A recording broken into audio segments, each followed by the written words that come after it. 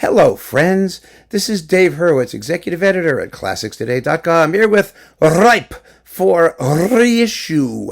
And the stuff that's ripe for reissue is Beecham. Thomas Beecham. Here's some Beecham boxes.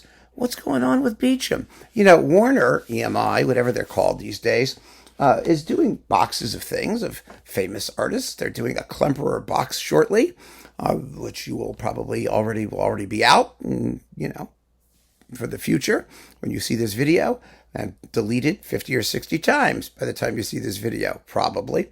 But Beecham was one of the great conductors in the first half of the 20th century. He died in the early 60s, and he was amazing. And he made some fabulous recordings, and most of them are available either from EMI or from Sony, Columbia, which has them too. And they have to do this too. They did a big Metropolis box. Why don't they do a Beecham box?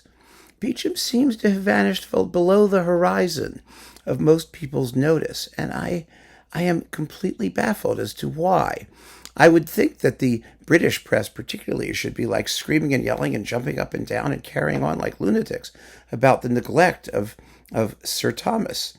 But nobody seems to be, so I can do it. Now here, let me show you what I have here. And sort of I don't know if this is all of it.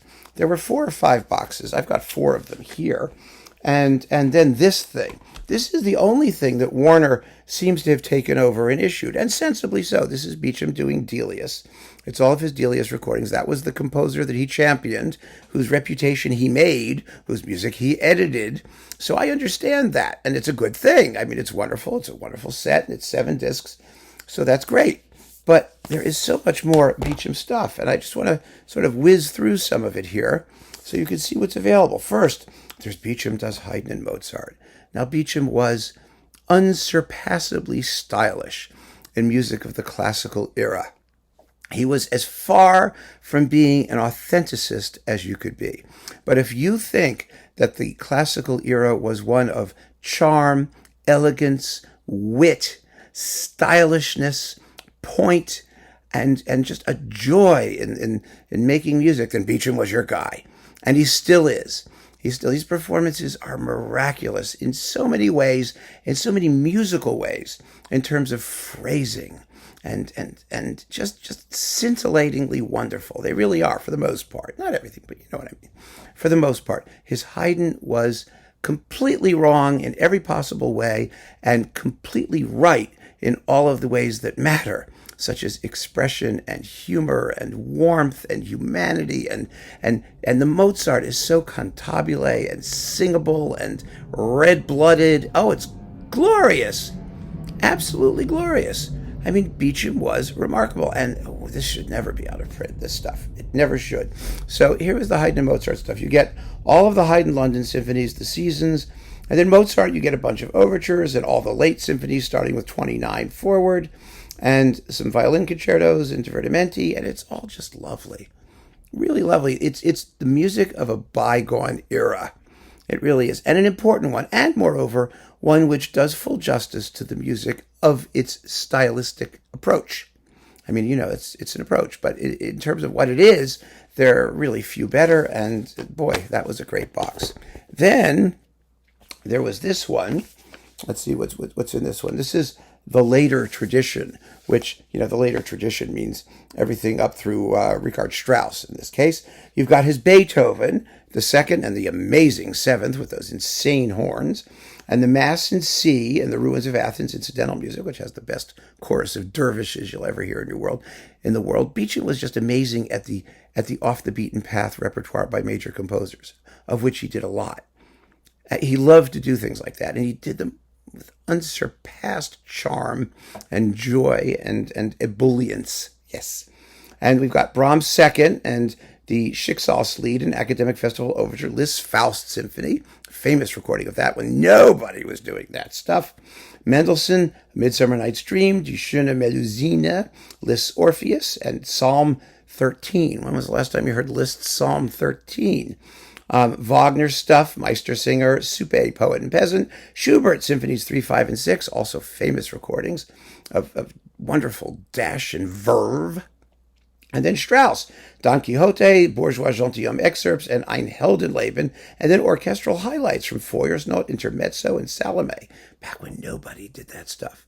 But Beecham was a huge Strauss champion. Remember, he had his dad's fortune. He did opera seasons, and he did Strauss premieres, and like of Electra and Salome and all that stuff. He was amazing. Okay, now, I don't particularly care for that Heldenleben, by the way, but, still, there's always something in these performances. Then we've got English music. Now, this is interesting because Beecham was not a fan of the traditional English music people like Elgar and Vaughan Williams. He did Delius, as you may know. And let's see, this is the Delius stuff. Is this all Delius? No. You've also got Edward German's Gypsy Suite, Bantock's Fifine at the Fair, Bax's The Garden of Fond, and Lord Berners' The Triumph of Neptune, which he also recorded for Columbia, I think with the Philadelphia Orchestra, no less. And that's a wonderful disc. But, so his English music was quite selective and not the stuff that you think of as English music necessarily, Then we got French music. Oh, his French music was lovely. We have Berlioz, Symphonie Fantastique, The Corsair, Overture, the best Corsair Overture ever. I'm not kidding. It's amazing. And Les Troyens, excerpts, and then Bizet Symphony in C and L'Arlésienne, which is also wonderful. Debussy, Prelude to the Afternoon of a Faun. And then ballet music by Delibes, Saint-Saëns, Berlioz, Massenet, Gounod. I mean, he was so good at this stuff.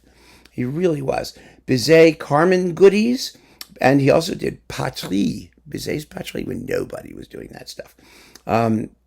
And let's see what else have we got here. Chabrier's Gwendolen Overture, Joyeuse March, and España. Fauré's Dolly Suite, Saint-Saëns' Le Rouet d'Omphale.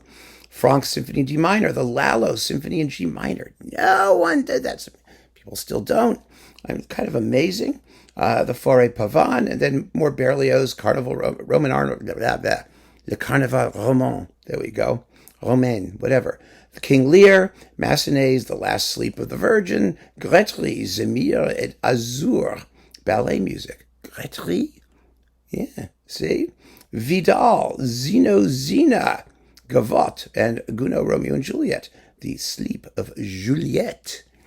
I mean, this is great stuff. I keep saying that, but it's just true. And it's stuff that I don't understand why it's not available. It deserves always to be available. So there's a pile of Beecham stuff. The start of a wonderful reissue. Now, there's all kinds of stuff that was on 78s and older stuff. A Beecham edition would really be nice. It would really, really, really be nice. Warner, get with it. And Sony as well. If you could do Metropolis, if you could do all these other people that, are long dead and of questionable quality, just because they're old, why not Beecham? So keep on listening, friends. Thanks for joining me. Take care.